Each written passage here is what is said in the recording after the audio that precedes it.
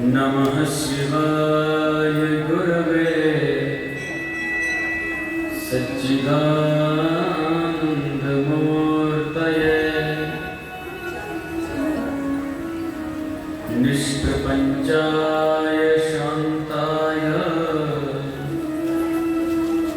भूयो भूयो नमो नमः। सरस्वती महाभागे विद्युकमललोचने विश्वरूपे विशालाक्षि श्रीविद्यां देहि नमोऽस्तुते।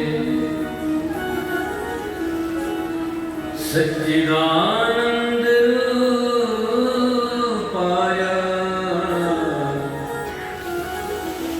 विश्वोत्पत्त्यादिहेतवे तापत्रयविनाशाय श्रीकृष्णाय वयं नमः। यं प्रव्रजन्तमनुपेतमपेतकृत्यं द्वैपायनो विरहकातराजुहावा पुत्रेति तन्मयतया तर्वो विनेदु तं सर्वभूतहृदयं मुनिमानतोऽस्मि। हे कृष्ण करुणा सिन्धो दीनबन्धो जगत्पते गोपेशं गोपिकाकान्तं श्रीराधाकान्तं नमोऽस्तुते। माणिक्यवीणामुकुलालयन्तीं मदालसाञ्जुलभाविलासां माहेन्द्रनीलतुतिकोमलाङ्गीं मातङ्गकन्यां मनसा स्मरामि। आइए हनुमंत जी विराजिए कथा कहूँ मति अनुसार प्रेम सहित गादी धरूं विराजो पवन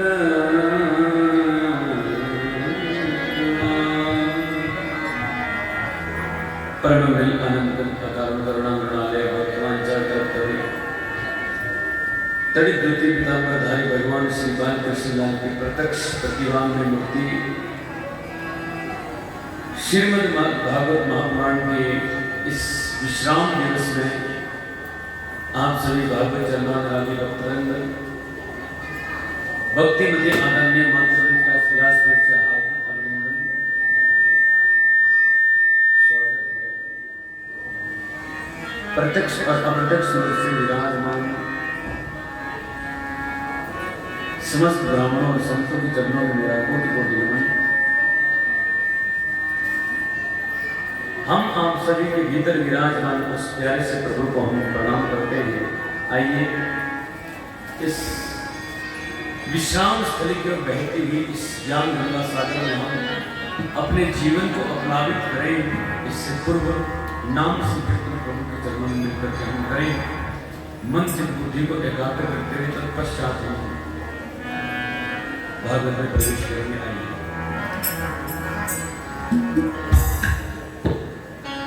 ओम नमो भगवते वासुदेवाय।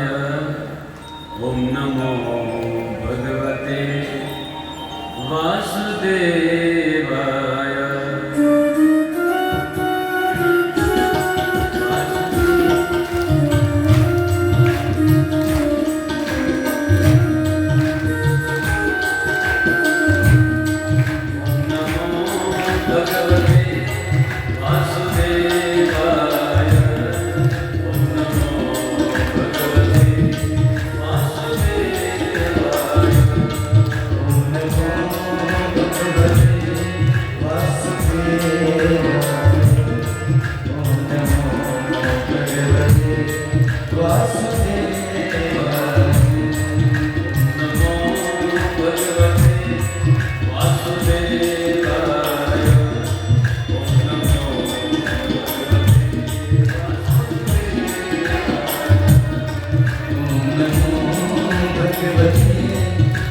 वासुदेवाय ओम नमो भगवते वासुदेवाय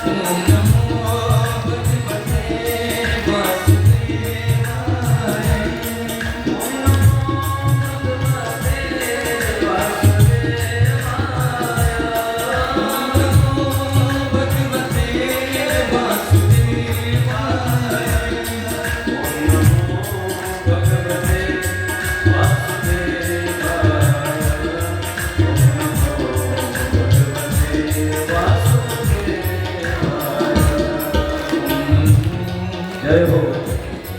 वासुदेवाय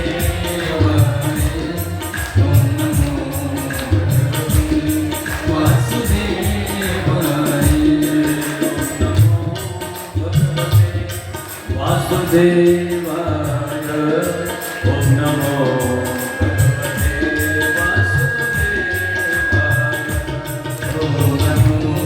भगवते वासुदेवाय ओम नमो भगवते वासुदेवाय ओम नमो भगवते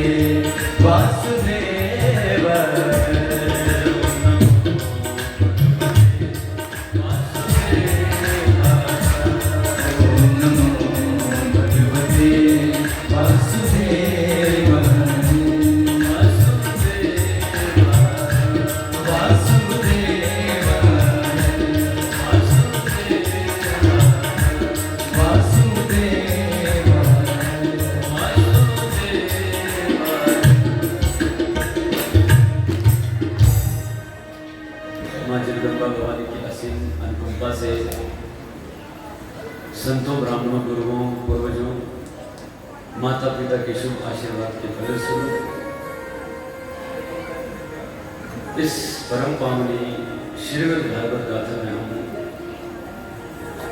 इस मनुष्य शरीर की सफलता के लिए प्रयास कर रहे हैं। भगवान ने सुंदर ये मनुष्य शरीर दिया हमें, इसमें हमें भजन करने के लिए बुद्धि विवेक प्रदान किया, जिसके फलस्वरूप हम गत 7 दिवसों से इस परम पावनी लहराती हुई ज्ञान गंगा सागर में गोता लगा रहे हैं।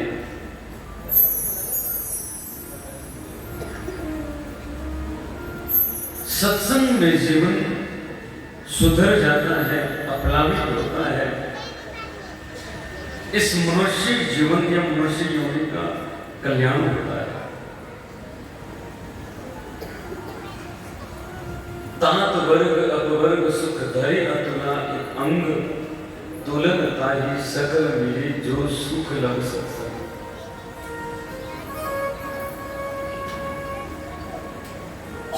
दो क्षण का सत्संग भी जीवन में परिवर्तन ला देता है।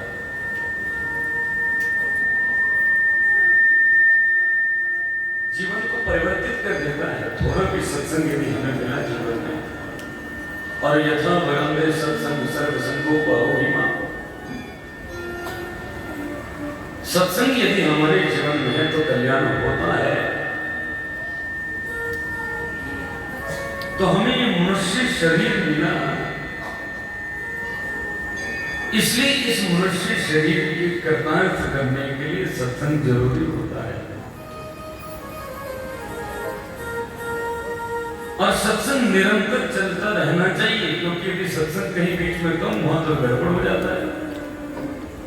क्योंकि सत्संग से हमारे अंदर सात्विक प्रवृत्तियां प्रकट होती है, सद्विचार आते हैं, सात्विक प्रवृत्तियां प्रकट होती है, जिससे तमोगुण या जीवन की बुराइयां नष्ट होती है। प्रेम से बोलो ना जय श्री कृष्ण। जीवन की बुराइयां दूर होगी, हमारे तमोगुण दूर होगा और हम सतोगुण की ओर अग्रहित हो जाएंगे। इसलिए जैसे ही हम सत्संग से कभी थोड़े अछूते हुए, थोड़े दूर हुए, तो तामसिक प्रवृत्तियां आने का चांस रहता है।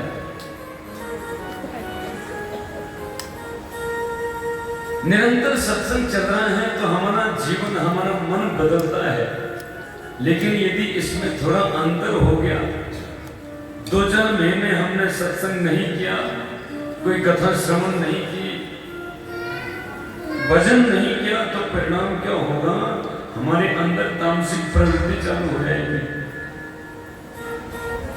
जैसे जैसे भजन कम होना लगेगा ना, वैसे वैसे आपका मन भटकना प्रारंभ हो जाएगा।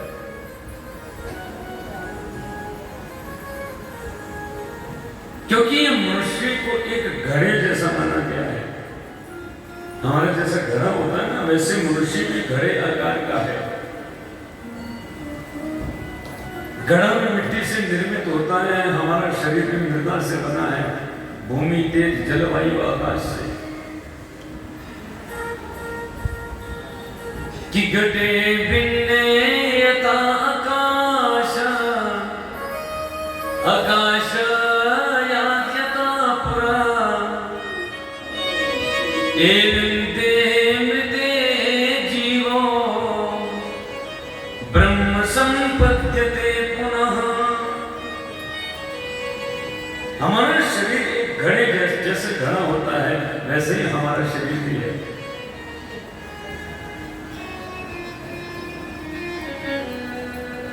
किसी संत ने अपने एक शिष्य को कहा, बेटा,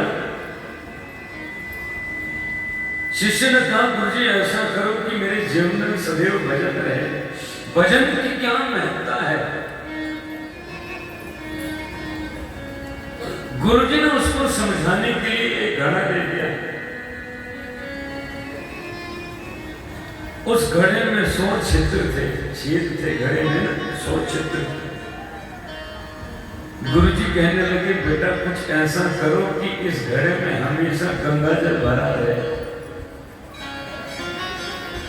अब वो गुरु की आज्ञा मान करके चला गया हरिद्वार,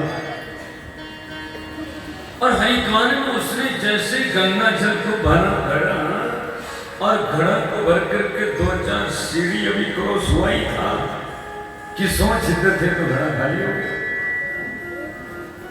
दोबारा फिर गया, फिर घड़े को भरा, अब 2-4 सीढ़ियां फिर पार करता तो घड़ा खाली हो जाता।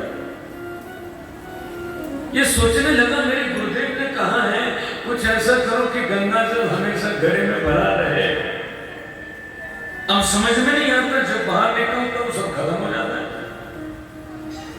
बार बार प्रयास करे, बार बार खाली हो जाए, तो पास में कोई सीढ़ी में कोई संत बैठे हुए थे। उन्होंने कहा, अरे भैया, जब तुम्हें मालूम है कि इस घड़े में पानी नहीं टिक रहा है, इसमें छिद्र है, खाली होता जा रहा है, फिर भरता क्यों है?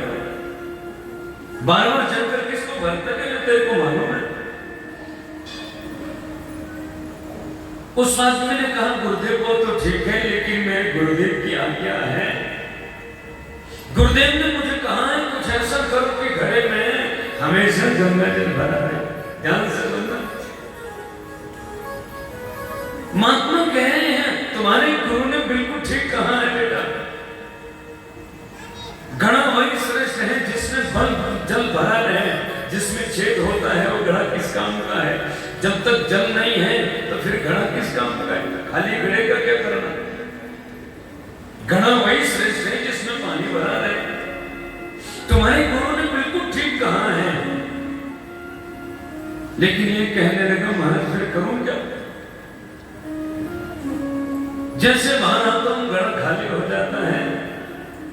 संत ने कहा, बेटा, यदि तू चाहता है कि तेरा घड़ा भरा रहे ना, तो एक काम कर, इस घड़े को गंगा जी में ही छोड़ दे। जैसे उसने घड़ा गंगा जी में छोड़ा, तो घड़ा तो लबालब भरा रहा। ये शरीर भी हमारा घट है, घड़ा है। वहां घड़े में 100 छिद्र थे। हमारे शरीर में तो 350 करोड़ रोम हैं, 350 करोड़ बाल होते हैं।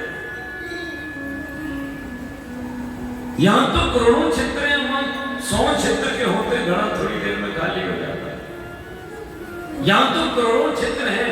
ये घड़ा भी हम यहां भरेंगे, 7-8 दिन में हम भर रहे हैं, लेकिन आधों का तो घर जाते ही खत्म हो जाता है। जिसका भजन नहीं है, जो कीर्तन नहीं करता, भजन नहीं है, तो यहां से तो भर के जाता है, ठीक है, यहां से सबको भरा हुआ ही मिलेगा। लेकिन जैसे घर तक जाते हैं तो अपने घर की हम अपनी बातों में, अपने कार्यों में व्यस्त हो जाते हैं। घर के क्लेशों में फिर संनिहित हो जाते हैं और हमारा घड़ा खाली हो जाता है। क्योंकि घड़ा भरा है, इसलिए इसका मतलब क्या है कि हर समय इसमें ऐसा कोई पानी का प्रभाव। घर में टैंकी है ना, टैंकी, यदि टैंकी में पानी, पाइप से पानी ना आए और निकालते जाओ तो टैंकी खाली हो जाती है। इसलिए हमारे यहाँ तो हम पाइप जोड़ते हैं, प्रतिदिन टैंकी में पानी भी आता रहता है, हम प्रयोग भी करते हैं, आता भी रहे, प्रयोग भी चलता रहे। लेकिन हम सोचे जैसे यहाँ पर 3-4 दिन पानी नहीं आया ना राजगढ़ में, तो आंखों की टैंकियां खाली हो गई थी। बोले क्यों जी? मैंने पानी नहीं आया, पीछे से सप्लाई नहीं आई। तो हमने जो सत्संग रूपी घड़ा भरा है, ये टैंकी भरी है, यदि बीच बीच में सप्लाई नहीं जोड़ी गई ना, तो टैंकी खाली होने का चांस रहता है। इसलिए हमारी टैंकी लबालब भरी रहे। इसका मतलब क्या है कि कोई ऐसी कनेक्शन की पाइप जोड़ दो बड़े टैंक से। बड़ा टैंक का मतलब है सत्संग से, बड़ा टैंक का मतलब है बजरंगी से, बड़ा टैंक का मतलब है सदगुरु से। ऐसे उस पाइप को जोड़ दो कि तुम्हारी ये भजन की टैंकी भरी रहे। जितना भी प्रयोग करते कभी कम होगी, क्योंकि कलयुग में एकमात्र यही साधन है। दूसरे दिन की कथा में हमने सुना था, नारद जी बता रहे थे भक्ति महारानी के लिए भी, यद्यपि कलयुग में बहुत दोष हैं, लेकिन सबसे बड़ी कलयुग की क्वालिटी क्या है? कलयुग का सबसे बड़ा महत्व तो क्या है? अन्य युग में हजारों वर्ष तक तपस्या करने से जो फल नहीं मिलता था ना, कलयुग में वो केवल भजन करने से मिल जाता है। प्रेम से बोलो जय श्री कृष्ण।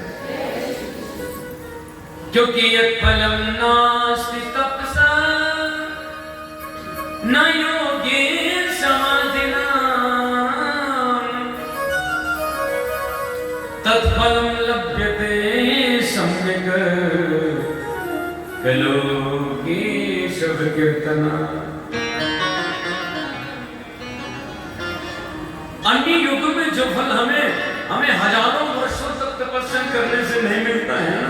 कलयुग में वही फल आपको कीर्तन करने से मिल जाता है। हाँ, कथा आपने सुनी, भागवत कथा में जितने भी हमारी नदी नदे हैं, जितने भी हमारे पवित्र स्थान हैं, सब कथा सुनने आते हैं। तो हमें गंगा, यमुना, सरस्वती, प्रयाग जितने भी धाम हैं, जितनी भी नदियां हैं, उनमें नहाने का, स्नान करने का फल मिल जाता है बैठे बैठे। इसलिए कहा है गोस्वामी तुलसीदास ने कि कलियुग केवल नाम आधारा, कलियुग केवल नाम आधारा, कलियुग केवल नाम आधारा। सुमिर सुमिर नर उतराई पारा, सुमिर सुमिर नर उतराई पारा,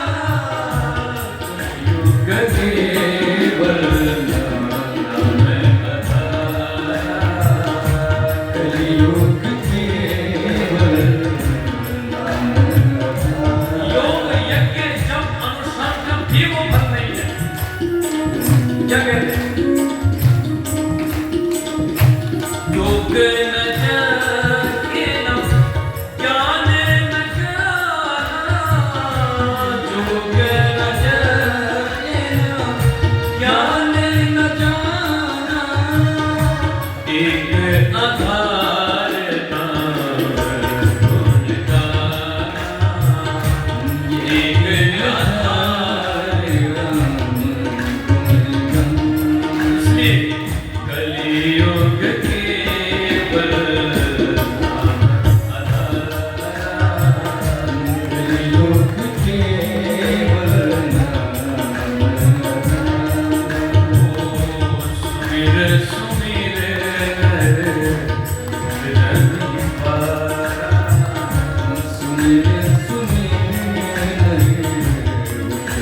कलयुग में केवल एकमात्र साधन है, एकमात्र साधन है कलयुग में सबसे श्रेष्ठ, जो कलयुग को श्रेष्ठ बनाता है, वो है भगवान का नाम, वो है परमात्मा का नाम। यहाँ यदि नित्य बैठ के हम भगवान का नाम लेंगे तो हजारों वर्षों तक तपस्या करने की जरूरत नहीं है। प्रेम से बोलो जय श्री कृष्ण। और कितनी सरलता है, देखो कितनी सरलता है, कितना आसान तरीका है। मैंने बताया ना, घर के काम करते भी चलो, हम रोटी भी बना रहे हैं, बर्तन साफ कर रहे हैं, कपड़े धो रहे हैं, खेती में काम कर रहे हैं, दुकान पे बैठे हैं, किसी भी अवस्था में भजन हो सकते हैं। बताओ इससे आसान है कोई? आपने देखा होगा टीवी में, नाटकों में देखा होगा, कितने तपस्या करते हैं भगवान। अरे महादेव की 88,000 वर्ष की समाधि लगती है, सोचो आप, 88,000 वर्ष। हाँ, इतनी तो समाधि लगाते हैं भगवान महादेव। और ऋषि ने इतनी तपस्या करी कि उनके शरीर में दीमक लग गई। जो चेवन ऋषि थे, भृगु के पुत्र हैं, इन्होंने इतनी तपस्या करी, इनके शरीर में दीमक चढ़ गई थी। अब सोचो कितना बैठा होगा, और शरीर में दीमक चढ़ गई, इसको पता ही नहीं है। कितनी भयानक, कितनी कठोर तपस्या करी होगी।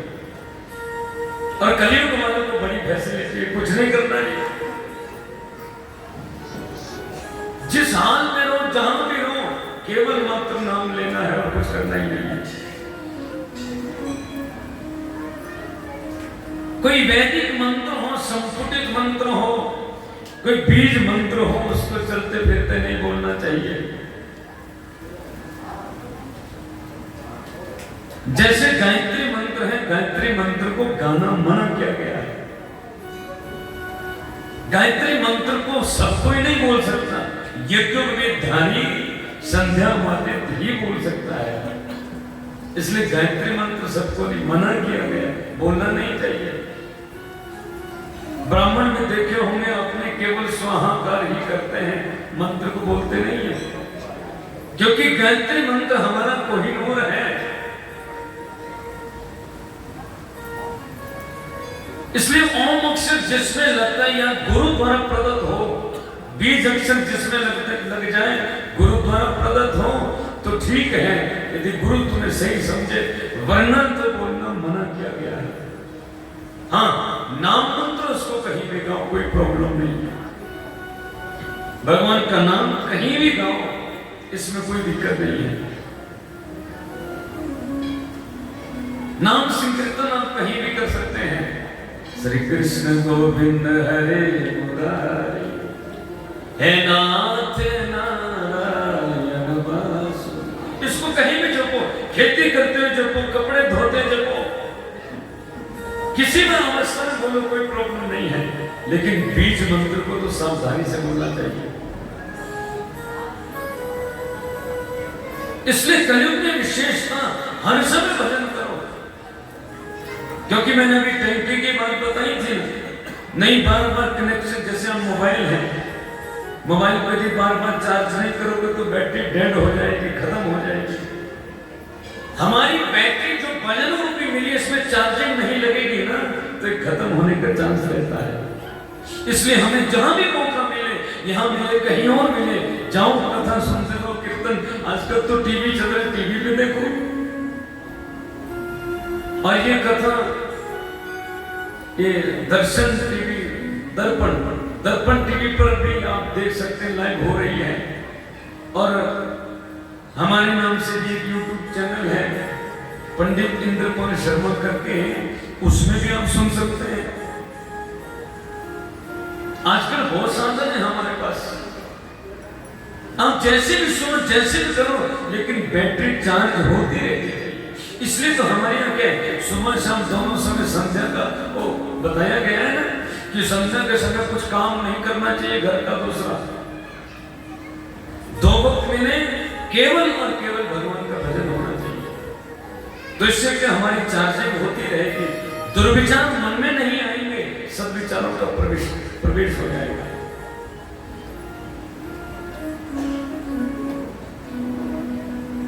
नैवी शरण्य की धरती पर 88,000 ऋषि मुनि विराजमान है, सूर्य कथा का गायन करा रहे हैं। मैंने पहले भी कहा था 3 जगह कथा चल रही है। एक तो शुक्रताल में वट वृक्ष के नीचे बैठे राजा परीक्षित को सुखदेव भगवान सुना रहे हैं। दूसरी जगह यही कथा नैमी शास्त्र में सूत जी सौनकादि 88,000 ऋषि मुनि को सुना रहे हैं। और तीसरी जगह सनातन धर्म मंदिर राजगढ़ में हम आपको सुनाने का प्रयास कर रहे हैं। 3 जगह कथा चल रही है और 3 ही जगह आज विश्राम दिवस है। कल की कथा में हमने निवेदन किया था, कुछ भगवान के अनन्य विवाह के बारे में चर्चा, गृहस्थ जीवन की चर्चा करी। इतना विशाल भगवान का परिवार हो गया। भगवान ने अपने पुत्रों को सुंदर शिक्षा दी, कल हमने सुना। सुदामा से परमात्मा की भेंट हुई। एक दिन कन्हैया राजमहल में बैठे थे और कन्हैया ने कहा, हजारों की संख्या में रानियां थी।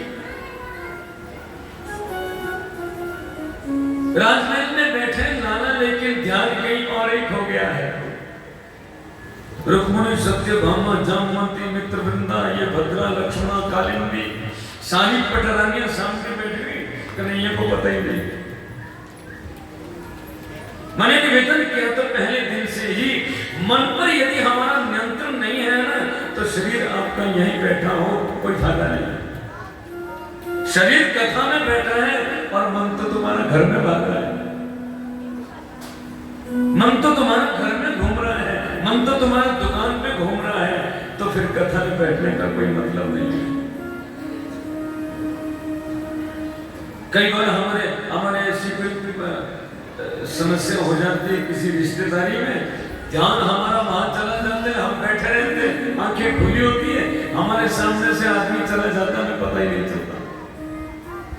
लोग कहते हैं भैया वो चाचा जी गए थे मियां से बोला मैंने तो देखा नहीं, क्यों तुम्हारे सामने से तो गया, लेकिन दिखा इसलिए नहीं, आंखें तो खुली थी पर मन का कनेक्शन आंखों से नहीं था, गड़बड़ हो गई। कन्हैया तो बैठे महल में है, मन का कनेक्शन साथ नहीं है, तो हजारों की संख्या में रानियां सामने आ गई, कन्हैया को दिखी नहीं। रानियों ने कहीं हो क्या भगवान को, अरे हम सामने पता तो लगना चाहिए था। प्रेम से बोलो ना जय श्री कृष्ण। अब भगवान ध्यान में है तो कैसे क्या करें, कैसे भगवान को जगाएं, तो पति पत्नी के आपस में इशारे होते हैं ना, पति को बुलाना थोड़ी ना पड़ता, कोई काम चाहिए हो तो उसको माना होता है, वो समझ जाती है मेरी मिस कॉल आ गई, मुझे बुला रहे। रुक्मणी धीरे या फिर कंगन खड़काया, झन झन झन। कन्हैया के जैसे ध्यान टूटा, कहने लगे आप कब आए आप? रानी के लिए इसका मतलब तुम्हें मालूम नहीं? कहने लगा मुझे पता ही नहीं चला देवी, आप इतनी सामने की कुछ बात है क्या? रानी ने कुछ बात तो नहीं थी लेकिन अब हो गई है। हम आपकी रानियां हैं, अपनी आपकी पत्नियां हैं, हम आपके सामने बैठी हैं, आप कहां खोए हैं जरा बताओ, तुम्हारा मन कहां गया है? कन्हैया कहने लगे मेरा मन तो मेरे पास है ही नहीं देवी, आपके पास नहीं है, फिर है कहां पे? हमारो मन राधा ले गई, हमारा मन हमारे पास है ही नहीं देवी। प्रेम से बोलो जय श्री कृष्ण। मैंने कल परसों ही निवेदन किया था, राधा कौन है? कृष्ण ही राधा है और राधा ही कृष्ण है, एक दूसरे से अलग नहीं है।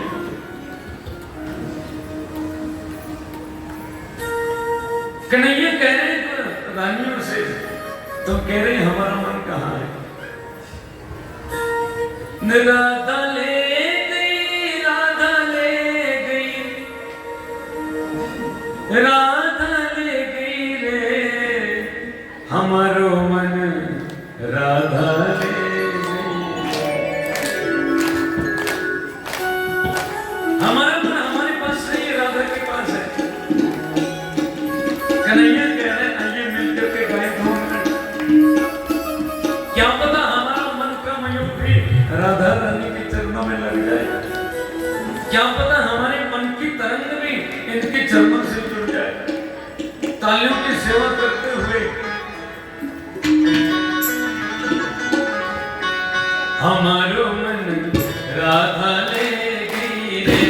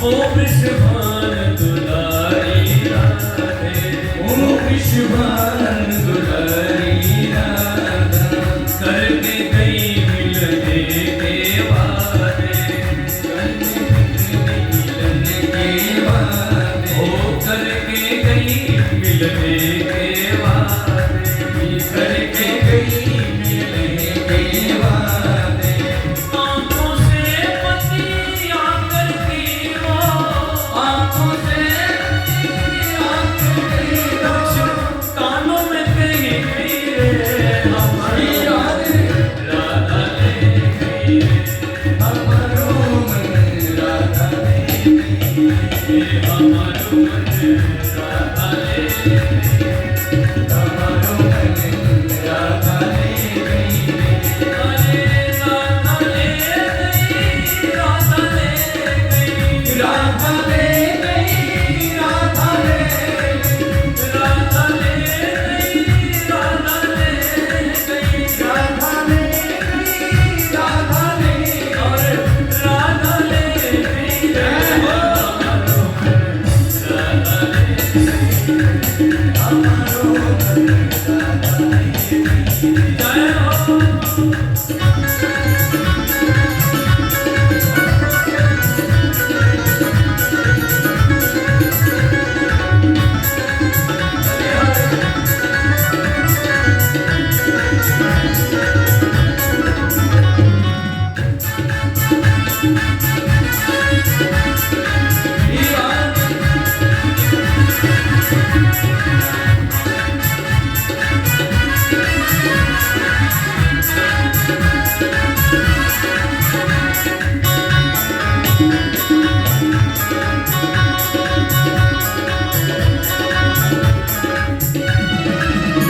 उसकी सुंदर प्यारी सुरतिया, उसकी सुंदर प्यारी सूरतिया, उसकी सुंदर प्यारी सुरतिया, उसकी सुंदर प्यारी सूरतिया, दिल में बस गई मोहनी मूर्तिया, दिल में बस गई मोहनी मूर्तिया, ओ दिल में बस गई मोहनी मूर्तिया, ओ दिल में बस गई मोहनी मूर्तिया, धीरे से हाले हाले वो, धीरे से होले होले वो, धीरे से हाले हाले वो, धीरे से होले होले हो, बात बनाई गई रे, हमारो मन राधा ले गई, हमारो मन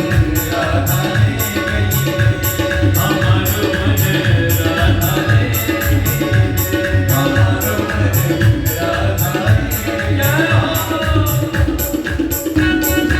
तालियों की सेवा करते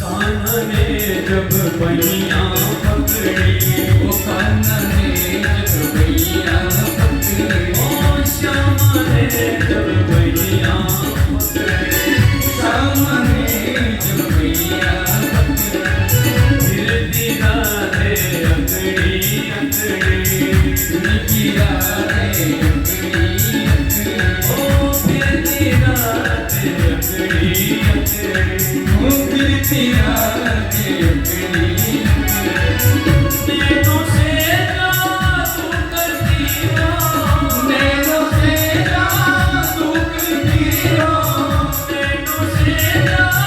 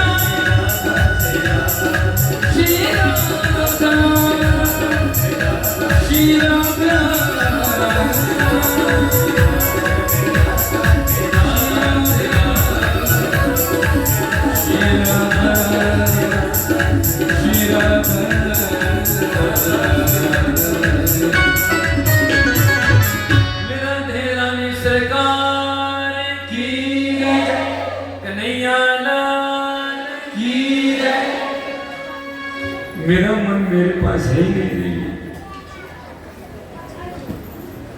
क्योंकि बांध लेते वक्त मुझको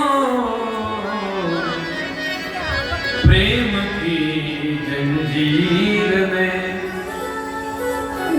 इसलिए इस धरती पर होता मेरा अवतार है।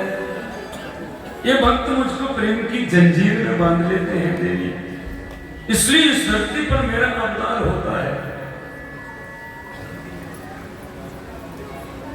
एक दिन कुरुक्षेत्र में यज्ञ का आयोजन हुआ पांडवों के द्वारा, सभी को यज्ञ में बुलाया गया, सब यज्ञ में गए, सारे के सारे वृंदावनवासी कुरुक्षेत्र में यज्ञ के निकल पड़े। एक एक जीव इतना विशाल यज्ञ हो रहा है कुरुक्षेत्र की धरती पर, हजारों की संख्या में गोप हैं, गोपियां हैं, नंद बाबा हैं, मां यशोदा पूरी हो गई है। चला नहीं जाना है तो बैठ करके बैलगाड़ी में सब पहुंचे। राधा रानी भी कुरुक्षेत्र में पहुंची। द्वारिका में निमंत्रण आया तो कृष्ण भी कुरुक्षेत्र के लिए प्रस्थान कर गए। सारे के सारे कुरुक्षेत्र की धरती पर पहुंच गए। अलग अलग सबके शिविर लगे हैं, कहीं वृंदावन वाले के शिविर हैं तो कहीं द्वारिका वाले राजा के अलग अलग शिविर सबके लगे हैं।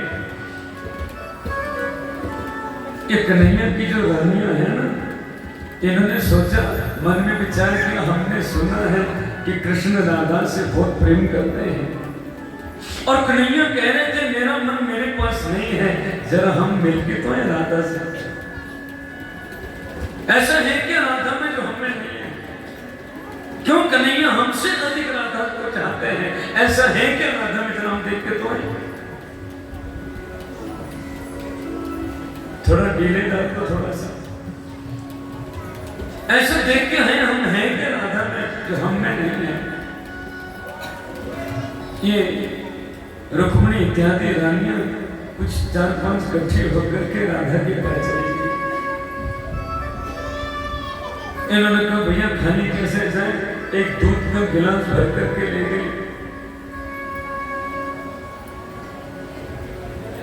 ये रानियां राधा के पास कक्ष में पहुंची, बाहर कोई सेविका थी, उससे पूछा अंदर राधा रानी है क्या? सेविका ने कहा हाँ है तो सही। तो रानियों ने कहा हम उनसे मिलना चाहते हैं। जो वहां सेविका थी गोपी, उसने कहा आपको मालूम है, यद्यपि मैं मिलने से नहीं रोक सकती, लेकिन फिर भी जब से कन्हैया वृंदावन को छोड़ करके गई है ना, गए हैं, राधा रानी आज तक कभी सोई नहीं, क्योंकि दिन भर गोपियों को डांडक बनाती, कभी नंद बाबा के पास जाए, कभी गोपों के पास जाए, दिन में उनका मन बहलाती और रात्रि में अकेले में बैठ करके रोती राधा। कन्हैया जब से गए हैं तब से कन्हैया ने, तब से राधा रानी ने अभी सोई नहीं है, और आज पहली बार राधा रानी विश्राम कर रही है। मैं माफी चाहूंगी आपसे, मैं रोकना नहीं चाहती, लेकिन क्या करें, तो बेचारी सो रही है तो थोड़ा मन कर रहा है कि उसको विश्राम करने दो। रुक्मिणी ने कहा ठीक है, यदि वो विश्राम कर रहे हैं तो हम उनको परेशान नहीं करेंगे। जब वो जागे तो उनको जरूर बोलना कृष्ण की पत्नियां मिलने आई थी। जब जाके उनसे कहना कन्हैया की पत्नियां मिलने आई थी। अंदर राधा को जैसे कृष्ण की ध्वनि सुनाई दी, राधा की तो निद्रा जागी। राधा ने कह गोपी अरे बहन कौन है बाहर जाना? उसने कहा कोई नहीं, सामने चाहिए, ये कन्हैया की पत्नियां हैं। राधा ने कहा कृष्ण की पत्नी? बोले हाँ।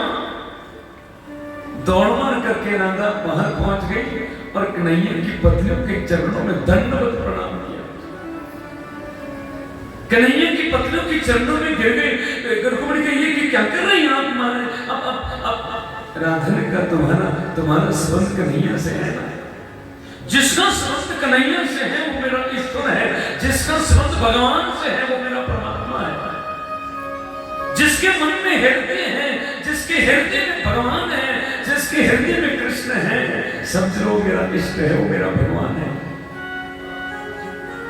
रुक्मिणी मन में परेशान हो गई, हे भगवान, हम कृष्ण की पत्नियों को देख करके जिसके मन में इतना प्रेम है वो कन्हैया से कितना प्रेम करते हो। रुक्मिणी ने कहा यदि तुम इतना प्रेम कृष्ण से करती हैं तो मथुरा से कोई बहुत ज्यादा दूर तो नहीं था, तुम एक बार भी कन्हैया से मिलने नहीं आई। यदि इतना प्रेम था तो मिले कि नहीं, मिल सकती थी। राधा ने किसने कहा कि हम मिलने नहीं आ सकती थी?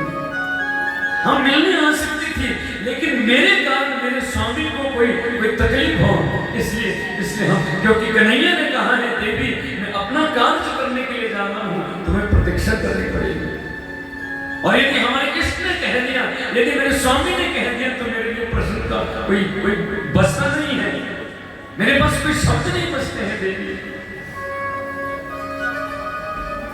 और हमने क्या प्रयास नहीं किया था? कन्हैया को अक्रूर जी हम ले जा रहे थे ना, हे रुक्मिणी, हम तो सारी गोपियां रास्ते में लेट गई थी।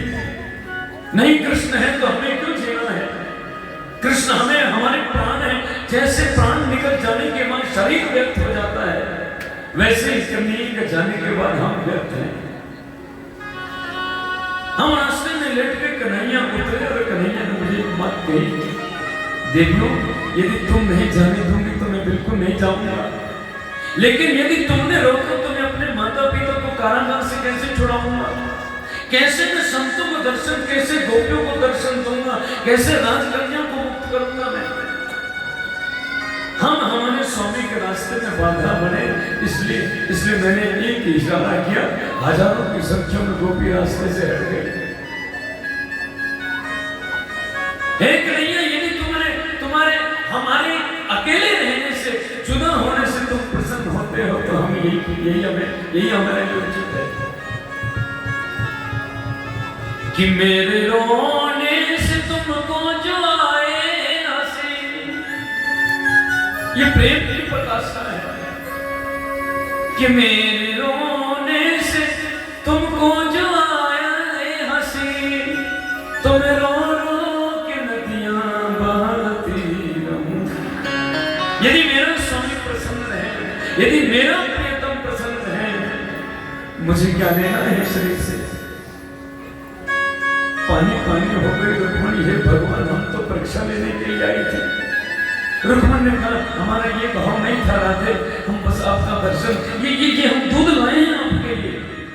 राधा रानी ने कहा कन्हैया का दर्शन किए बिना मैं कुछ खा तो नहीं, अब तक मैंने केवल जल पिया है, अन्न का अब तक मैंने नहीं लिया है, लेकिन कृष्ण का दर्शन नहीं होगा तब तक नहीं लूंगी। तो रुक्मिणी ने झूठ बोल दिया, अरे राधा ये कन्हैया ने ही भेजा ये दूध। जैसे कन्हैया का नाम लिया, राधा रानी ने ये नहीं सोचा दूध गर्म भी है, और उस गर्म दूध को जैसे पिया, रुक्मिणी आदि सभी रानियां वहां से दौड़ मार करके कन्हैया के पास पहुंच गई।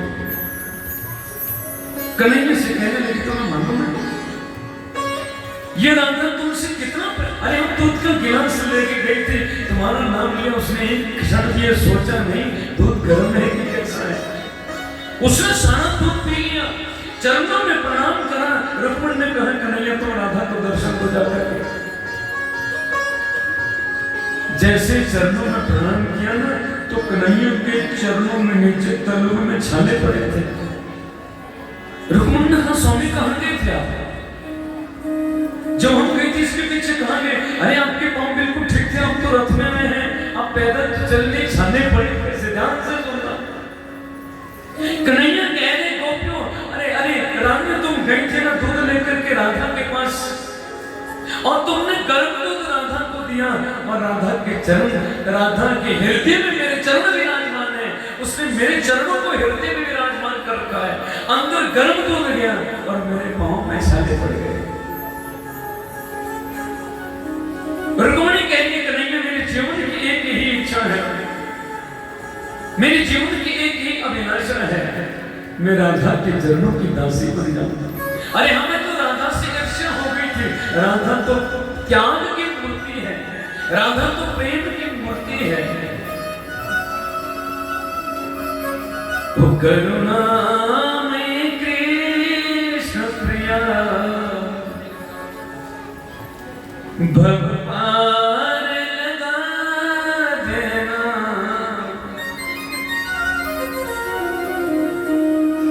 रुक्मिणी कहने मेरी एक ही इच्छा है जीवन में, जब याद करूं, जब याद करूं, जब याद करूं तुम्हारी, मोहे अपनी शरण लेना, मोहे अपनी शरण लेना। करुणामयी कृष्ण प्रिया भव पार लगा देना। ओ करुणामयी कृष्ण प्रिया भव पार लगा देना। जब याद करूं, जब याद करूं, जब याद करूं तुम्हारी, मोहे अपनी शरण लेना,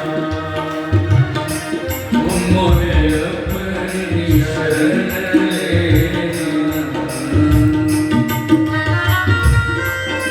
क्या चाहिए जीवन में आपको? इतनी बड़ी प्रेम की मूर्ति का जिसने दर्शन कर लिया है,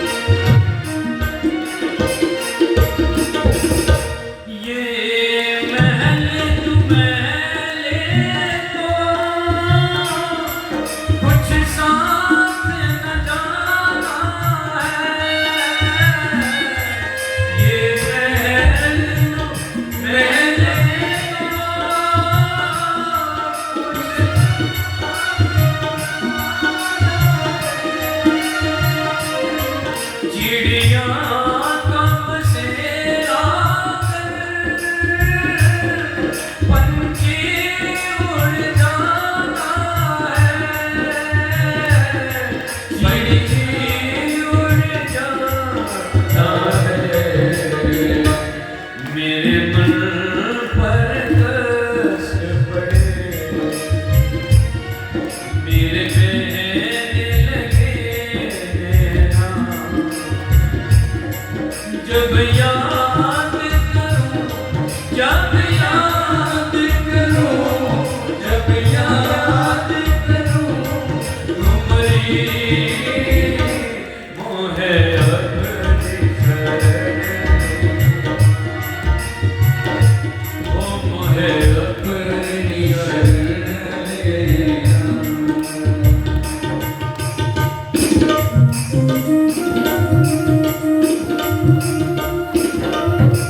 इस जीवन की एक ही अभिलाषा है, इस जीवन की अंतिम इच्छा है,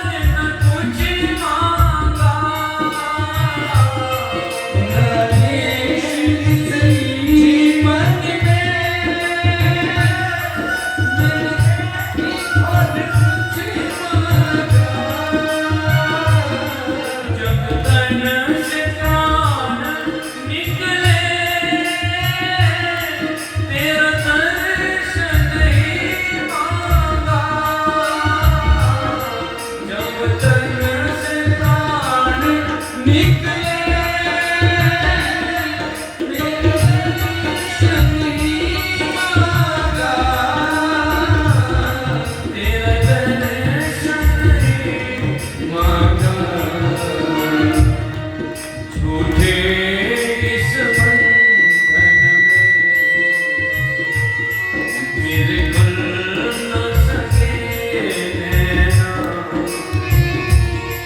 जब याद करूं, जब याद करूं, जब याद करूं तुम्हारी मोहे अपनी शरण लेना, मोहे अपनी शरण लेना।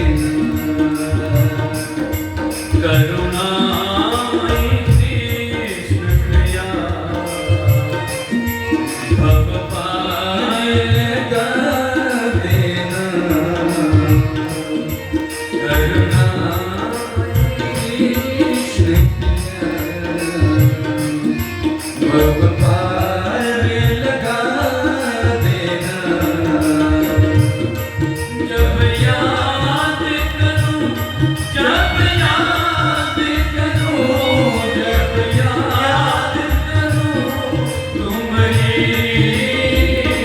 मोहे अपनी शरण लेना, मोहे अपनी शरण लेना, मोहे अपनी शरण लेना, मोहे अपनी शरण लेना।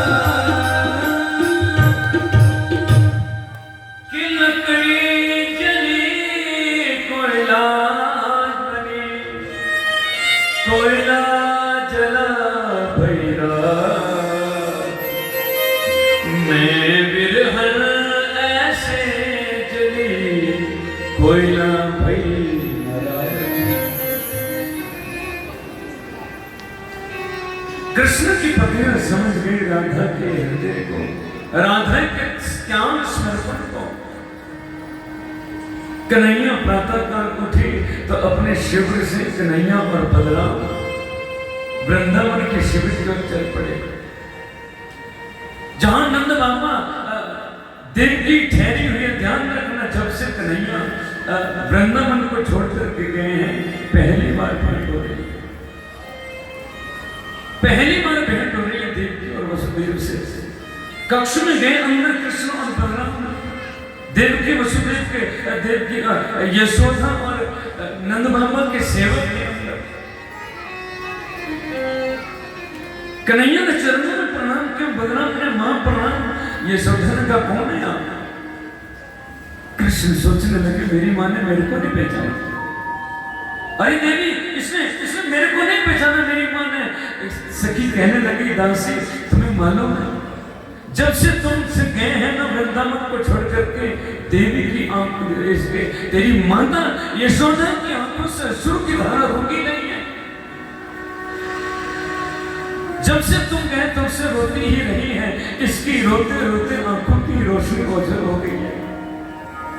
वृद्धावस्था होगी तो कानों ने सुनना बंद कर दिया है। तो सखी ने जोर से कान में बोला, ए यशोदा, ए देवी, तुम्हारा लाला कृष्ण मिलने आया है। जैसे कन्हैया की आवाज सुनी, अंक में भर लिया, गले से लगा दिया। अश्रु की दहना भाई कन्हैया को सामने करके यशोदा मां चरणों में प्रणाम कर रही है। कन्हैया ने कहा माता ये क्या कर रही है? अरे मैं आपका बेटा हूं, मां कोई बेटे को प्रणाम करके। यशोदा कहने लगी मुझे मालूम है तो मेरा बेटा नहीं है, मुझे मालूम हो चल गया तो देवकी वसुदेव का बेटा मेरा नहीं है।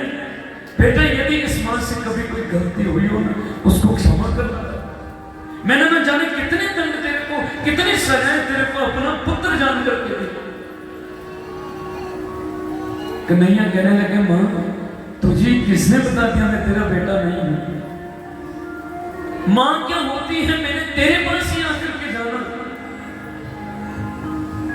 कन्हैया करेंगे एक दिन की घटना हुई। राजमहल में रहता था मैं, देवकी मां मेरे पास आ गई और देवकी को यह पता था कि कन्हैया को मक्खन बड़ा प्रिय है। देवकी मक्खन लेकर के गई थाली में, क्योंकि राजमहल में रहते हैं, कन्हैया को मक्खन प्रिय है। जैसे कन्हैया ने मक्खन को देखा बचत पड़े, बिकने लगे, क्योंकि कन्हैया ने कहा मैंने शपथ ली जिस दिन से मैं वृंदावन को छोड़ करके आया मैंने दो चीजों को परित्याग कर दिया। वृंदावन को जब से छोड़ा उसके बाद मैंने जीवन में कभी मक्खन नहीं खाया। मक्खन खाऊंगा तो तेरे हाथ का। और जब से मैं वृंदावन को छोड़ के गया मैंने कभी बांसुरी नहीं बजाई, मैंने बांसुरी को कभी हाथ नहीं लगाया। और तू कह रहे मैं तेरे बेटा नहीं। जीवन जीने की कला मैंने तुझसे सीखी है। जन्म किसने दिया मुझे क्या मालूम है। मैं तेरी गोद में खेला बड़ा हुआ हूं ना। मां को कीर्तन किया, कन्हैया ने बलराम को गले से लगाया, खूब बातें हुई यहाँ पर। यशोदा ने कहा यदि तू मुझे बोल के गया था तूने झूठ क्यों बोला। मैंने रोकने की कोशिश की, तूने कहा मां परसों ही आ जाऊंगा। तेरे को परसों नहीं आना था तो परसों की बात क्यों की गई। कन्हैया कहने लगे मां मुझे मालूम था, क्योंकि प्रतीक्षा में तुम कहीं जी पाती। और यदि कहीं मैंने ये बोल दिया कि मैं नोट करके नहीं आ जाऊंगा आऊंगा तो तुम तो वहीं मर जाती जीते जी। तुम्हें जीवित मुझे देखना था मां, और मुझे अपने कार्य करने थे, इसलिए मैंने झूठ बोला। सभी वृंदावन सभी गोपों से मिले कन्हैया वहां पर। और उसके बाद कन्हैया ने सबसे बात देखी, अपनी सब बातें हुई। ये क्या संपूर्ण हो नोट करके कन्हैया द्वारिका जी में पहुंच गए। द्वारिका में आकर के पुनः अपना राज्य शासन प्रारंभ किया। लेकिन जैसे द्वारिका में कन्हैया आए तो द्वारिका में संतों की भीड़ एकत्रित हो गई। द्वारिका में संत सब समागम होने लगा, संत एकत्रित हो गए। क्योंकि विश्वामित्र सीता करवा दुर्वासा भृगुरंगिरा कश्यपो वामदेवो अत्रि वशिष्ठो नारदादय। प्रेम से बोलो जय श्री कृष्ण। द्वारिका में संतों की भीड़ हो गई।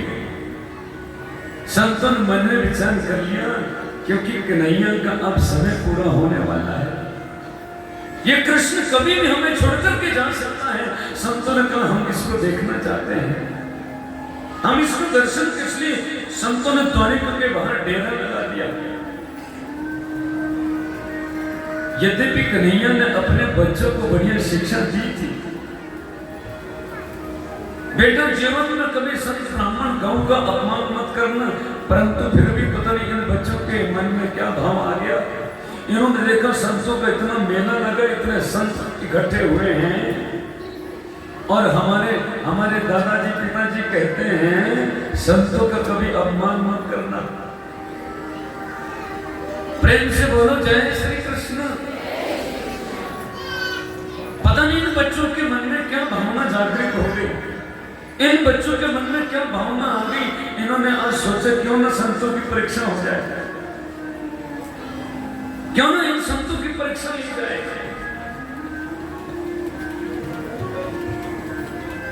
इन्होंने थोड़ा नाटक किया। जामवती के पुत्र हैं सांब, ये दिखने में बड़े सुंदर हैं,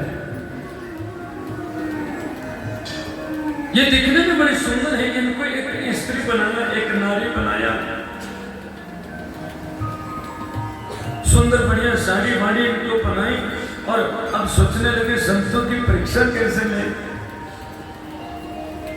तो ये सोचने लगे क्यों जी हमेशा नाटक करते हैं। इसकी एक स्त्री जैसे माता होती है ऐसे बना देंगे, बढ़िया साड़ी लगा के इसके पेट पर कपड़ा बांध दिया। हम बोलेंगे महाराज हमारी पत्नी गर्भवती है, यदि तो संत पहचान गए तो ठीक है असली है, नहीं तो फिर ऐसे ही है। फिर तो हमारे पिताजी ऐसे ही तारीफ करते हैं फालतू की। बच्चों के मन में क्या किलोड़ उत्पन्न हुई, अपने उस पे पेट पर कपड़ा बांध करके संतों को मत्था देखने चल पड़े। और बड़े बड़े ऋषि मुनि थोड़े तेजस्वी दुर्वासा इत्यादि बैठे हैं। संतों के चरणों में प्रणाम करके बोला अरे गुरुदेव ये मैं घर वाली है मेरी, इसको बच्चा होने वाला है, आप तो त्रिकालदर्शी हैं। अरे बताइए ना मेरी पत्नी को बेटा होगा कि बेटी, मेरी पत्नी को क्या होगा हम बताएंगे। महात्मा दुर्वासा ने जैसे देखा अरे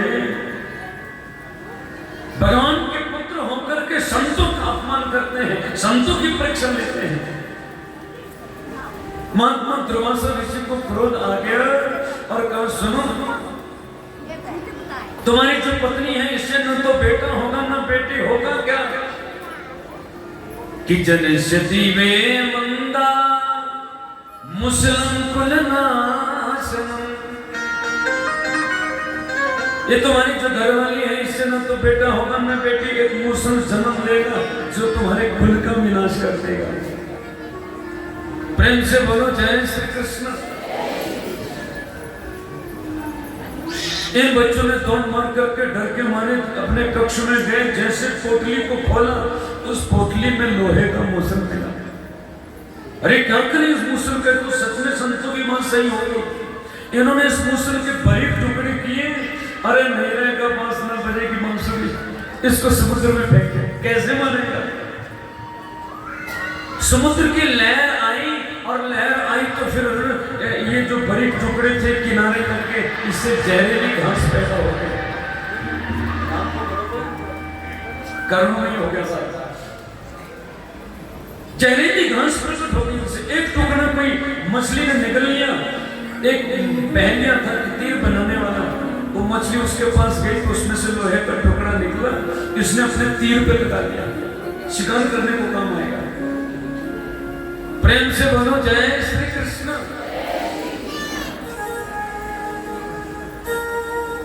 इन्होंने सोचा हमने अपनी मौत को खत्म कर दिया, लेकिन कन्हैया ने मन में जान लिया क्या मेरे बच्चों के द्वारा संतों का अपमान हो गया, इसका मतलब अब मेरा कुटुंब बचने वाला नहीं है।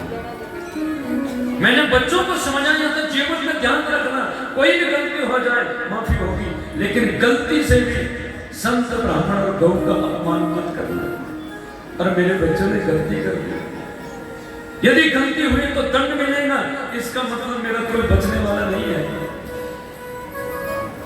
कन्हैया अपने जाने की तैयारी करने लगे तो उद्धव पहुंच गए, और उद्धव ने आकर के कहा भगवान मैं आपके बिना नहीं रह सकता, मैं आपके साथ जाना चाहता हूं, आपके बिना नहीं रह सकता मैं।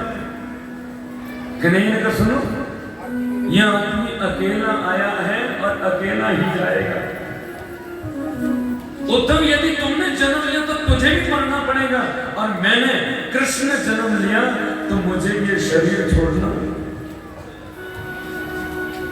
कि कोई चला गया कोई जाए, कोई गठरी बांध सिधाए, 2 दिन का जग में मेला, सब चला चली का खेला। उद्धव जाना पड़ेगा, लेकिन ध्यान रखना मनुष्य शरीर परमात्मा ने इतना बढ़िया दिया है, इसमें विवेक है, बुद्धि है। वैसे देखो रामायण में लिखा गया है क्षितिज जल पावक गगन समीरा पंच रचित अति अधम शरीर। यह मनुष्य शरीर सबसे बेकार है, सबसे घटिया, अति अधम बताया गया है, बहुत बेकार है। क्यों? अच्छा विचार करो आप, कोई बर्तन है, मान लो कोई डिब्बा है, उस डिब्बे में यदि दूध भरा है, अंदर डिब्बे में दूध भरा है तो बाहर क्या निकलेगा? बोलो, चाय निकलेगी? खीर नहीं, दूध ही तो निकलेगा, क्योंकि दूध भरा है तो बाहर भी दूध ही निकलेगा। और ये मनुष्य शरीर भी एक डिब्बा है, मैंने कहा, आपने कथा सुनी, डिब्बा ही तो है, ये मनुष्य शरीर भी डिब्बा है। अब इस मनुष्य शरीर की कोई भी चीज देखो, यहां से जो निकलता है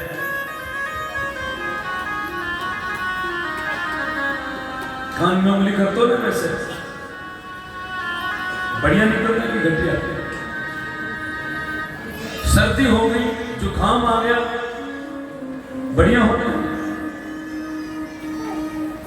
इतना घटिया इससे, अरे निकल, इससे जो भी तुम टच करा दो वो खराब हो जाता है। हाँ, ये सूट जब तक अटैची में था, बैग में था, तब तक ठीक था, शरीर से टच करवा दिया तो फिर धोना पड़ेगा। नहीं टच करा दिया तो धोने की जरूरत नहीं करती, अटैची में बड़ा था क्या प्रॉब्लम, लेकिन टच शरीर से करा दिया फिर धोना इतना बेकार। इसमें जो भी तुम टच कराओ खत्म हो जाए। सेंट होता है, सेंट कितनी खुशबू मारता है, शरीर में आधे पौने घंटे बाद खत्म। इसमें जो भी तुम टच कराओगे वो सब कुछ खत्म हो। और खत्म क्या, पूरा खराब, पसीना तक पसीना। अच्छा, इस शरीर से निकली हुई एक भी चीज बढ़िया नहीं है। जलेबी खाई आपने? जलेबी मेरी तो फेवरेट है, खाइए जलेबी। पानी तो नहीं आ गया किसी? जलेबी होती है ना, जलेबी कितनी बढ़िया बनाता है बनाने वाला।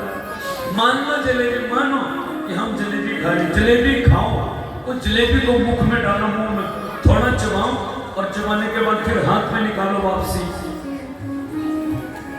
और हाथ में निकाल के फिर दोबारा खाओ। चीची क्यों?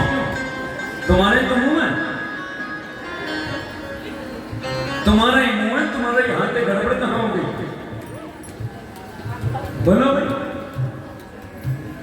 इतनी बढ़िया जलेबी को आप चबाने के बाद बाहर निकालने दोबारा नहीं खा सकते। क्यों? क्योंकि इस शरीर से टच गड़बड़।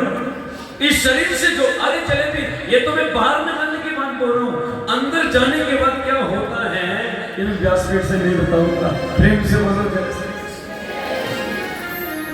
हमें तो खराब, हमें तो परेशान करता ही है, दूसरे को भी परेशान करता है। एक एक चीज जो भी टच कराओगे, कन्हैया कह रहे हैं बिल्कुल अंतिम उपदेश चल रहा है। उद्धव, इस मनुष्य शरीर से एक ही चीज बढ़िया, क्योंकि कन्हैया ने कहा है गीता में, योनियों में मैं मनुष्य हूं। हर एक चीज इस मनुष्य शरीर से बेकार निकलती है, एक ही चीज बढ़िया निकलती है इस मनुष्य शरीर से, जिसका नाम है भजन, जो हमें भी आनंद करता है और दूसरों को भी आनंदित। ये भजन इस मनुष्य शरीर से श्रेष्ठ निकलता है।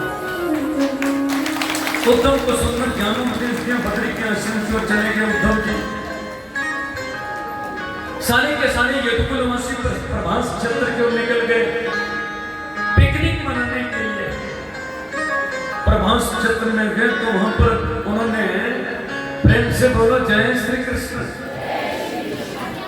प्रभास क्षेत्र में जाकर के उन्होंने मेरेक नामक मदिरा का पान किया, शरण का। कथा ध्यान से सुनना। आप थोड़े थोड़े आगे आगे हो जाओ जी, जहां जहां जिसको जगह है थोड़े थोड़े आगे हो जाओ।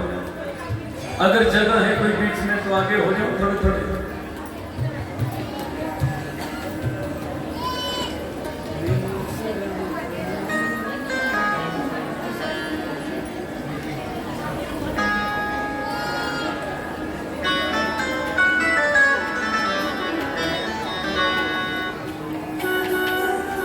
कन्हैया लाल की।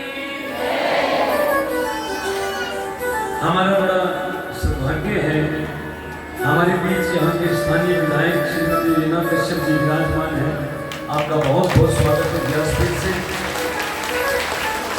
मुझे कहते हुए बड़ा हर्ष हो रहा है। अभी पीछे हम कथा में छोक डाली में भी आए थे और मैंने उस समय बहुत बधाई कि एकमात्र महिला हमारी, हम गौरवान्वित हैं, हम सिरमौरवासी एकमात्र महिला वहां पर हमारा मान बढ़ा रही है। आप बहुत बहुत सौभाग्यशाली हैं, आपको अनंत अनंत शुभकामनाएं।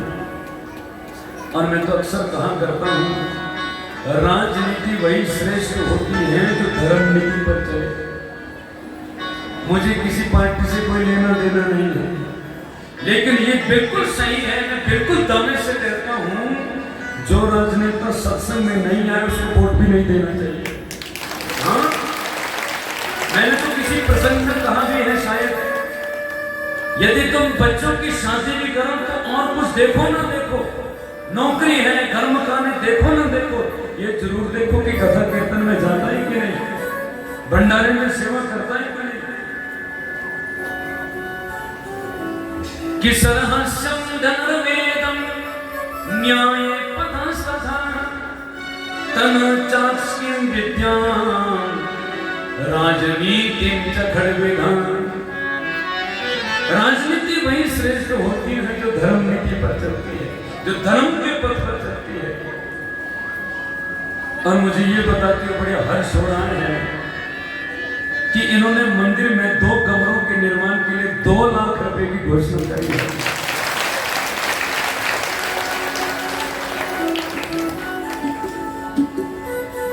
सनातन धर्म मंदिर कमेटी की वो भागवत आयोजन के लिए अपनी और भागवत के निमित्त इन्होंने भागवत का जो आयोजन हो रहा है इसके निमित्त इन्होंने 21,000 रुपए भागवत के लिए दान किए हैं। इस सुंदर कार्य के लिए दान किए हैं। आपका बहुत बहुत आपको साधुवाद, बहुत बहुत आशीर्वाद। भगवान करे आप ऐसे ही हिमाचल का और सरमौर का नाम रोशन करते रहें और जन जन का कल्याण करते रहें। ऐसे प्रभु से कामना। बोलिए वृंदावन बिहारी लाल की। आइए, मैंने वेदन करा था इन यदुकुल वंशों ने मेरिक नामक शराब का पान किया और दूसरे दिन की कथा में हमने बताया था 4 चीजों का जो सेवन करता है उसके कुल का नाश हो जाता है। मांस, मदिरा, जुआ और जिस घर में नारी का अपमान होता हो, जिस घर में नारी को गाली गलौज किया जाता है, इस घर में समझ लो कि कलयुग वास हो गया है।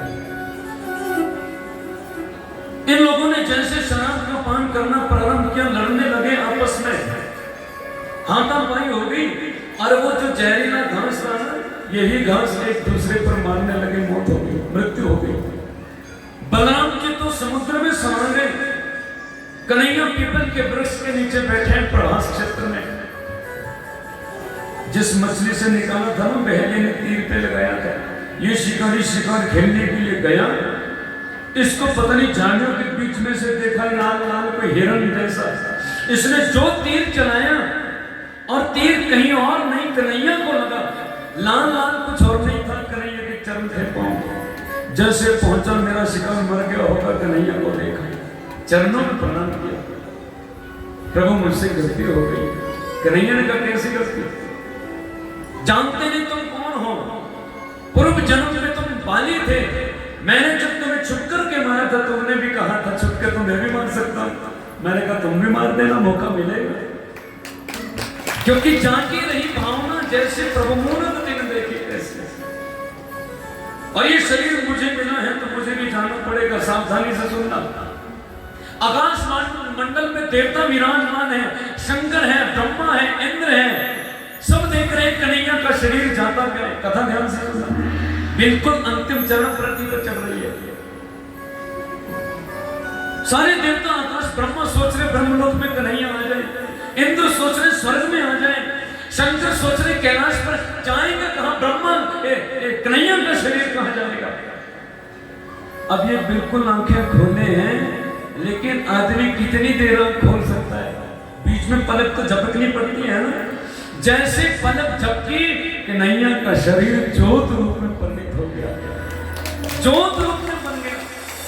अब ये जो तीनों लोगों का परिभ्रमण करने लगी। ब्रह्मा सोचे हे भगवान ज्योत मेरे पास आ जाए। अब इंद्र तो अपने आप को सोचे, शंकर जी तो अपने आप को सोचे।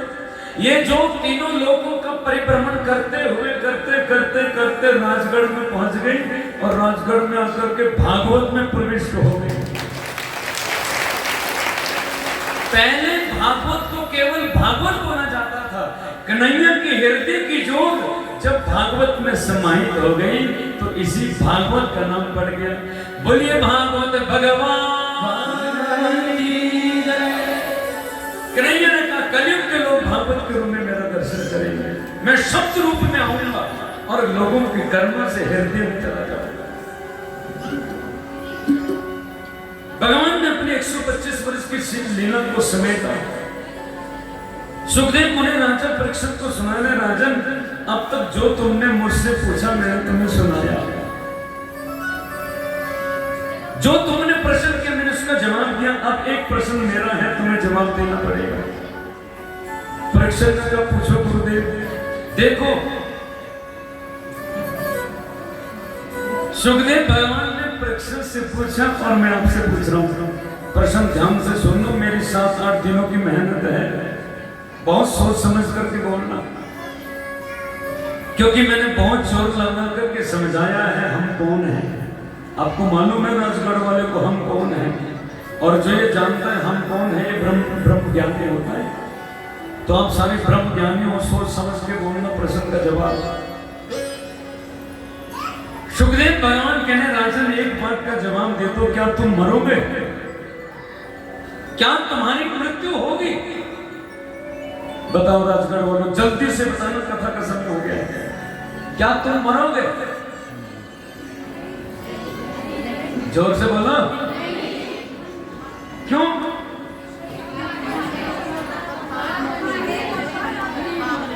बोले कन्हैया लाल की जय। ताड़ियां बजा दो अपने लिए। मेरी 7 दिन की कथा पास हो गई। यही तो बताना चाहते हैं कि हम मरने वाले नहीं है। क्यों? क्योंकि मरेगा शरीर और हम शरीर है ही नहीं। हम अंदर वाला परमात्मा है जिसको किसी मारने की हिम्मत होती। बस ये तो समझने की बात है। बाहर वाला शरीर छोड़ना है, सबको छोड़ना पड़ेगा। ये शरीर छूटेगा, इसको हम बचा नहीं सकते। जो मर्जी कर लो, जितना मर्जी फैरन करने रगड़ लो, बोरों पर लगा लो, ये सब खत्म होने वाला है। इसको तुम बचा नहीं सकते। और अंदर वाले को मारने की किसी की हिम्मत। गाली भी दी जाती है बाहर को, माला भी पहनाई जाती है बाहर वाले को। बोलो, माला बाहर वाले को पहनाई जाती है, गाली भी इसी को दी जाती है। और हम बाहर वाले हैं। हमें तो किसी ने माला पहना दी, मेरे को तो माला। अरे तू नहीं भैया, माला तो बॉडी को पहनाई जाती है, बाहर वाले को। अंदर वाले को माला, उसको क्या जरूरत है? और गाली भी देना, चौड़े हो जाते हैं। अरे मेरे को गाली दी, इसके टांग तोड़ दो। क्या समझे? गाली दी जाती है बाहर वाले को, हम बाहर वाले देने का नहीं कितनी बार, क्योंकि हम बाहर वाले हैं नहीं।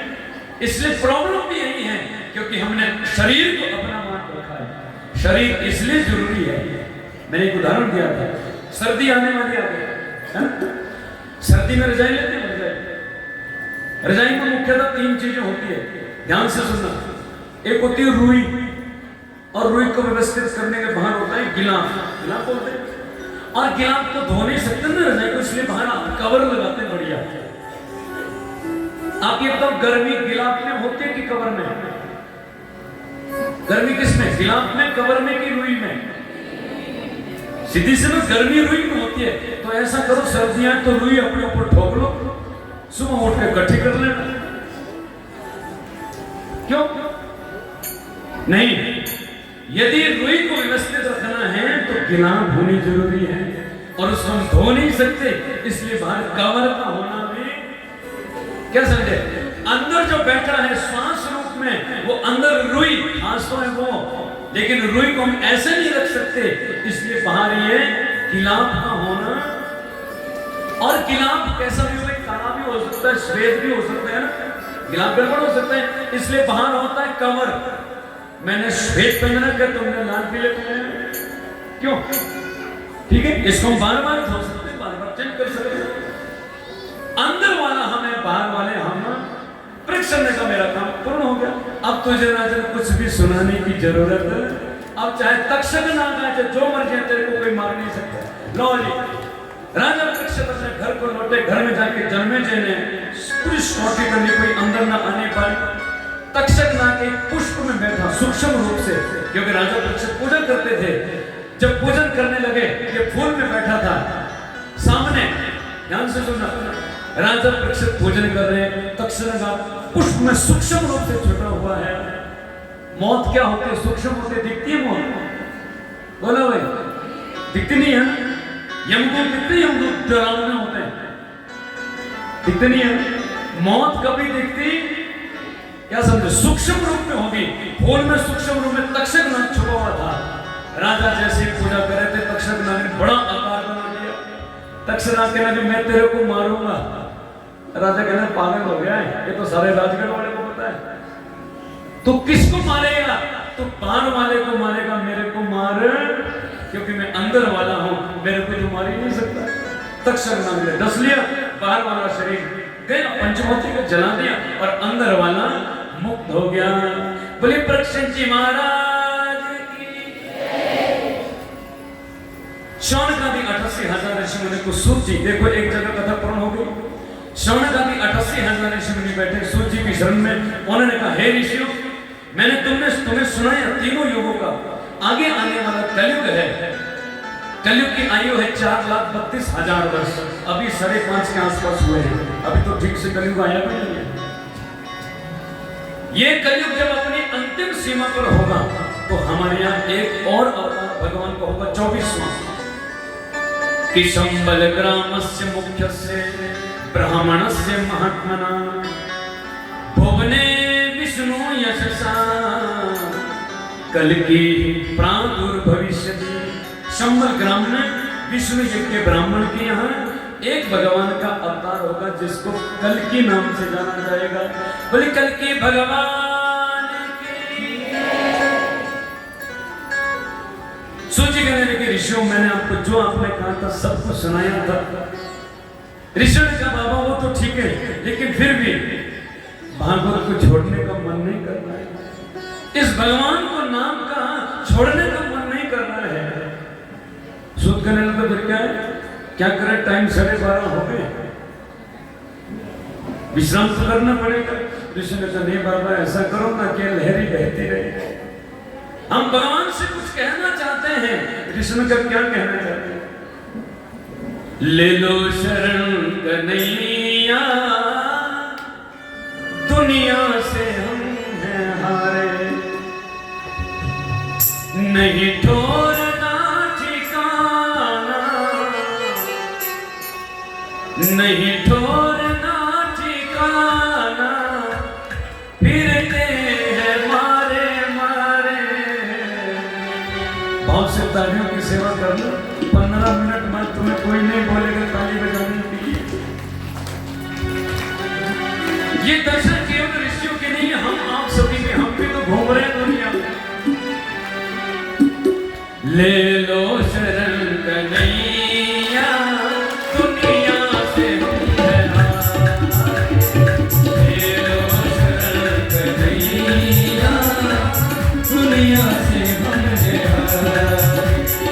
नहीं छोड़ना ठिकाना, नहीं छोड़ना ठिकाना, नहीं छोड़ना ठिकाना, नहीं छोड़ना ठिकाना, फिरते हैं मारे मारे। ले लो शरण कन्हैया, दुनिया से हम हैं हारे। ओ ले लो शरण कन्हैया, दुनिया से हम हैं हारे। ओ ले लो शरण कन्हैया, दुनिया से हम हैं हारे। ओ ले लो शरण कन्हैया, दुनिया से हम हैं हारे। कन्हैया लाल की।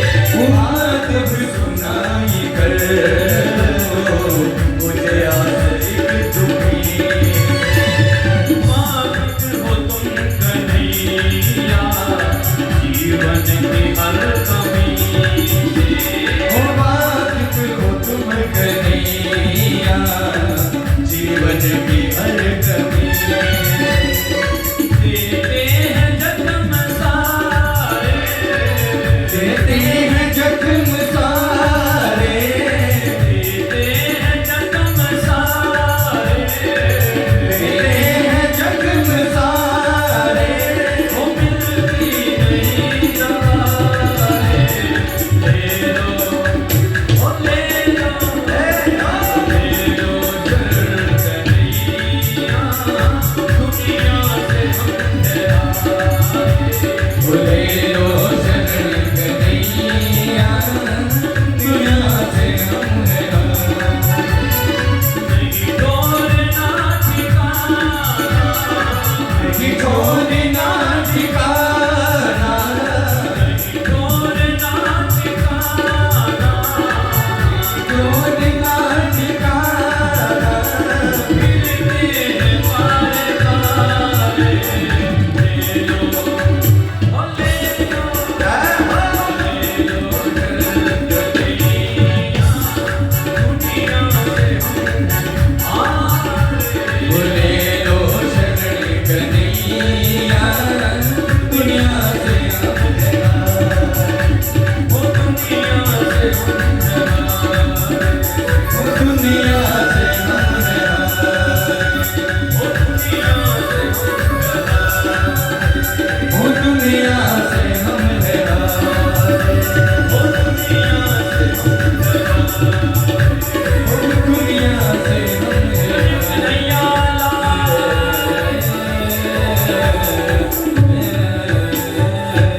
बोले भागवत भगवान नेमी शरण्य में कथा का पारायण हुआ। अब एक जगह बची है राजगढ़। श्रीमद् भागवत का बिल्कुल अंतिम श्लोक, 12 स्कंद है, 335 अध्याय है, 18,000 श्लोक है। उसमें अंतिम श्लोक मनोभागवत का सार कि नाम संकीर्तनम यस्य सर्व पाप प्रणाशनम प्रणामो दुख शमन तम नमामि हरिं परम। भागवत का सार एक ही, नाम संकीर्तनम यस्य, जिसके जीवन में प्रभु नाम कीर्तन भजन आ गया उसका जीवन सुधर जाता है। सर्व पाप प्रणाशनम, सब पाप उसके खत्म हो जाते हैं, शमन हो जाता है। और तम नमामि हरिं पदम, वो भगवान के पद को प्राप्त होता है। और सीधी सी बात, जिसके अंदर भगवान, जिसने अंदर भगवान को जान लिया वो स्वयं ही भगवान बन जाता है। कि कण कण में तुझको ढूंढा कि तेरा पता नहीं है, अब तेरा पता लगा तो फिर मेरा पता नहीं है। जिसके अंग अंग में भजन होगा समझ लो परमात्मा उसी के अंदर, उसी रूप में, वो स्वयं ही परमात्मा है, वो स्वयं ही भगवान है। कण कण में जर्रे जर्रे में उसका ठिकाना है। इस विशालतम श्रीमद् भागवत महापुराण के 8 दिवसों तक चला। भगवान की बहुत ही कृपा रही, इस मनुष्य शरीर से हमें कथा सुनने को मिली। उसमें भी देवताओं को बड़ी कृपा रही, क्योंकि बीच बीच में गर्मी हो गई थी, तो इंद्र भगवान ने थोड़ा सा ऊपर से कर दी कृपा, ताकि लोगों को ज्यादा परेशानी ना हो।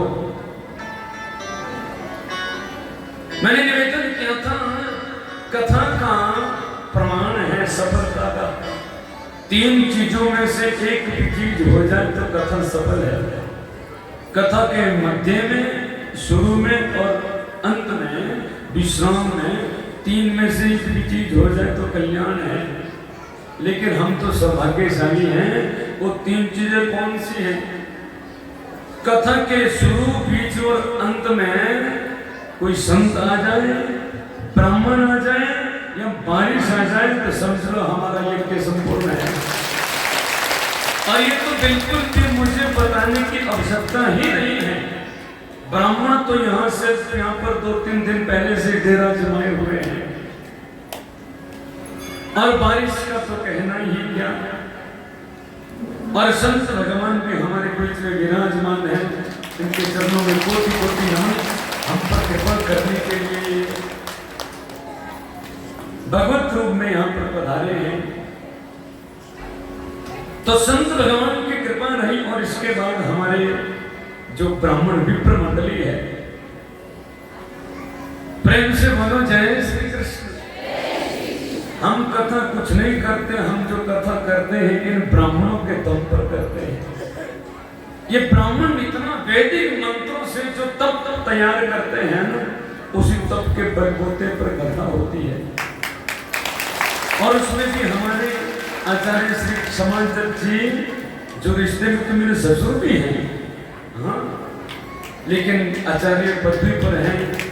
तो इनकी समस्त विद्युत जो मंडली है, इतना आनंद से इतना भाव से इन्होंने यहाँ पर वैदिक अनुष्ठान किया है, वेद मंत्र का उच्चारण किया है। इन सभी विप्र बंधुओं की कृपा हम आप सभी पर रही और ये यज्ञ निर्विघ्न संपन्न हुआ। तो सभी विप्र बंधुओं का बहुत बहुत आभार। हमारी कथा को संगीत में बनाने के लिए हमारे संगीत बंधुओं ने बड़ा सहयोग दिया। यहाँ पर रात्रि को भी प्रतिदिन थोड़ा बहुत कीर्तन होता था। कल भी आप आनंद से 12 बजे तक झूमे,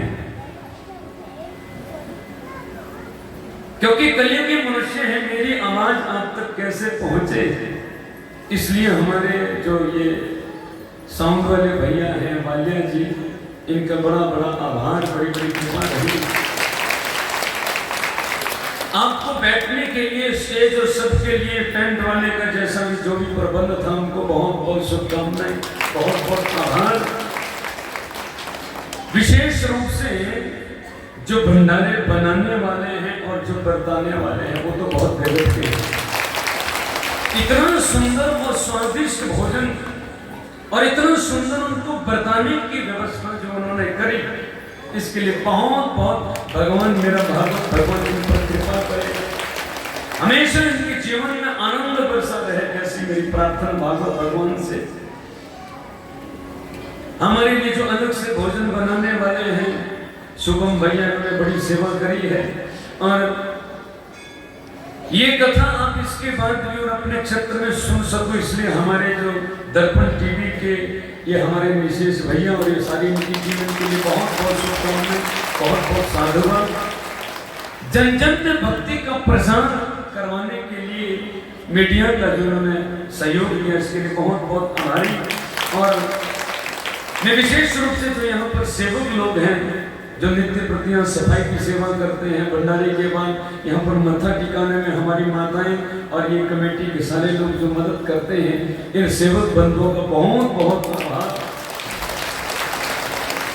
इतने दूर दराज से आए आप श्रोत्री बंधु, मैं विशेष रूप से आपका बहुत बहुत आभार व्यक्त करना चाहूंगा, जिन्होंने 8 दिनों तक लगातार 4 घंटे मेरे को झेला। प्रेम से बोलो जय श्री कृष्ण। इतने आनंद से बैठकर के अपने कथा सुनी कि कह नहीं क्या। और राजगढ़ के श्रोता वाकई में बहुत जबरदस्त है। मैंने प्रसंग में भी कहा था, वक्ता कथा नहीं कर सकता, कथा बुलवाते हैं श्रोता, क्योंकि कथा है 3 प्रकार की, छोटी बड़ी मझोल, और जैसा श्रोता देखिए वैसी दीजिए बोल। तो इतने भाव से, इतने प्यार से, प्रेम से आपने सुना, इसके लिए बहुत बहुत आपको आभार, बहुत बहुत शुभकामनाएं। और अंत में मैं विशेष रूप से जो यहाँ से मैं प्रभावित हूँ, वो हूँ यहाँ की कमेटी से। अब जोरदार तालियां बजा दीजिए कमेटी के लिए। इतनी सुंदर, अच्छा जो है व्यवस्था वो तो है ही है, लेकिन कमेटी वाले इतने शांत हैं। सनातन धर्म की कमेटी के लिए बहुत बहुत शुभकामनाएं, बहुत बहुत साधुवाद, बहुत बहुत आशीर्वाद, क्योंकि कलयुगी मनुष्य हैं। व्यासपीठ पर होने के नाते मेरा फर्ज बनता है, यद्यपि मैं आपका भाई बेटा ही जैसा हूं, फिर भी व्यासपीठ पर होने के नाते आप सबों को मैं भागवत भगवान से प्रार्थना करूंगा, दूर दूर तक भी आपके जीवन में दुख भी आपको स्पर्श जीवन में भजन निरंतर आपके बहता रहे, आनंद जीवन आपके जीवन में आता रहे, और भागवत भगवान से प्रार्थना कि आपका जीवन परिवर्तित हो जाए। फिर भी क्योंकि 4-4 घंटे तक 8 दिन तक बोलना कुछ भी गलत ऐसा शब्द निकल जाए, कोई भी ऐसा भाव, ऐसा तथ्य, ऐसा सूत्र जो गलत निकल जाए, कांटे की तरह आपके हृदय को चुभ जाए, उस शब्द को आप यहीं छोड़ करके जाना भागवत भगवान के पास। और कुछ भी पुष्प, कोई भाव जो भी तुम्हें बढ़िया लगा हो, उसको जीवन में जरूर उतारना, उसको जीवन में जरूर अपनाना। इन्हीं शब्दों के साथ फिर कभी भगवान ने चाहा दोबारा भेंट होगी, तब तक के लिए मेरी तरफ से आपको बहुत बहुत अनंत अनंत जय श्री कृष्ण, अनंत अनंत राधे राधे, अनंत अनंत हरिओम। आइए इसके बाद हम कमेटी के जो हमारे आगे का जो कमेटी का कार्यक्रम है, मैं कमेटी की तरफ से भी आप सभी का जो दूर